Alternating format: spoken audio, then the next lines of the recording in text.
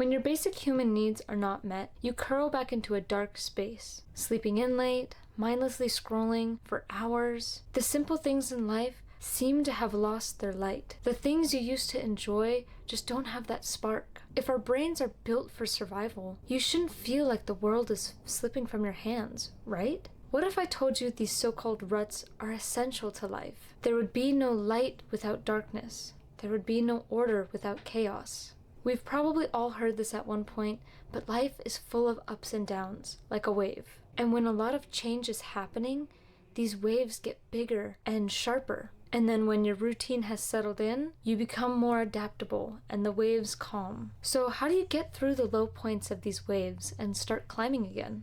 As Dan Koh said in one of his videos, there are 4 daily habits that one can build for his or her life. A habit for your mind, a habit for your body, a habit for your relationship, and a habit for your business. Let's dive into why each of these is so important for building a better you so that you can confidently tackle these highs and lows. Mind. When constructing a building, the first thing you build is the foundation. Like your mind, the foundation is so important, and it can become the strongest tool you've got. You first need to reflect on what your values are. What are your goals for your life? When getting out of a rut, you can't let the past define you.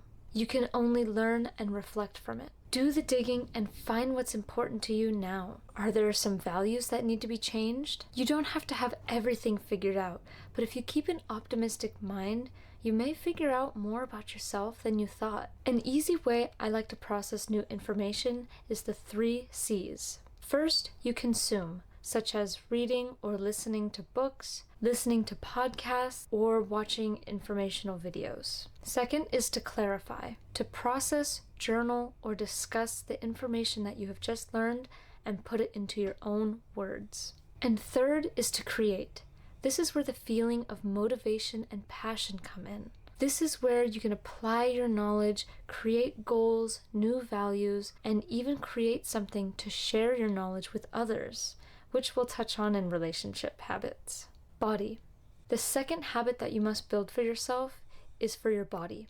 The trio for optimizing your body's fullest potential for energy and productivity is getting good sleep, eating good foods, and sufficient exercise and movement. Research has shown that frequent usage of your muscles and your body help to produce a protein called BDNF, which can, when paired with good sleep, increase the neuroplasticity in your brain, which in short improves your overall mental and physical performance, especially in memory and learning new skills. Getting deep rest also allows for your body to build and repair muscle, bone, and tissue. So all in all, get good sleep. The third part to taking care of your body is what you put in it. A little 101 lesson on your gut health. Our body's energy levels work like a wave, going up and down throughout the day. When we eat ultra-processed and sugary foods, especially early in the day, it causes these spikes in our energy level. And what goes up must come back down with equal force, causing you to crash. Unfortunately, when our body crashes, it sends a signal to our brain to do everything it can to come up from that crash. And one way of doing that is, again, by eating processed and sugary foods. It's a constant cycle of cravings and crashes. This may sound boring, but the cure-all is to just eat more whole foods. A little trick I learned from the glucose goddess is that you can still enjoy your sweets, but if you eat your vegetables first, what the fiber does from those vegetables is it creates a protective little film in your stomach so that instead of the sugar just going straight into your bloodstream, it will slowly be released, causing that spike to turn into just a smooth wave. Relationships. The third habit is one for your relationships. In the book, The Courage to Be Disliked, they discuss the Adlerian psychology, which in summary talks about how one finds true happiness. Here are my notes I quoted. Happiness is the feeling of contribution. Feeling means that you may or may not be recognized, and that's okay.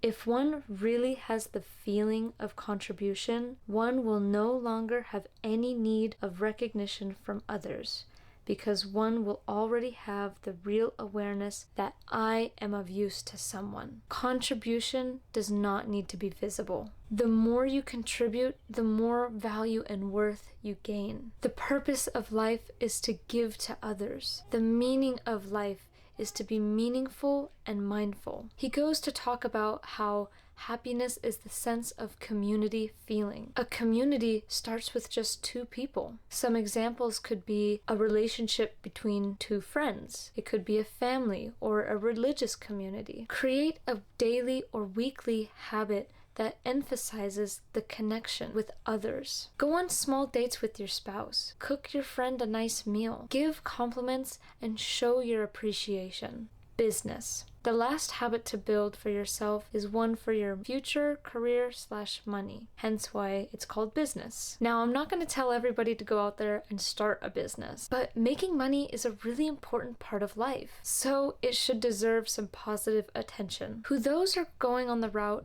of working a 9-to-5 job, it's really already built into a schedule. You start at this time and end at that time. But I'm talking about outside of work. Maybe you can turn one of your hobbies into another source of income. For those who are trying to leave their 9-to-5 job, like me, I'll give you my example. I've created a daily habit building my business to one day replace my 9-to-5 job, giving me the freedom of time, location, and money. One of my future financial/career goals is this YouTube channel. So I've set aside 1 to 3 hours a day where I can get some deep work done with the outcome of building a community and a business to help others solve the same problems I'm going through. Kaizen. A Japanese philosophy I often refer to when habit building is Kaizen, making continuous improvement even if it's just by 1%. You are more likely to fail if you try to take 2 big steps rather than taking 10 smaller steps. This way, if you need to go back a step, it won't feel like the world is crashing down because that step will be very small, but it's something that you can continuously improve on. To be your best self, you need to treat yourself the best. You deserve to be a better person and grow in this life. I've been focusing on self-improvement for the last 1.5 years, and I can say I have come so far. That feeling of coming so far is such a great feeling,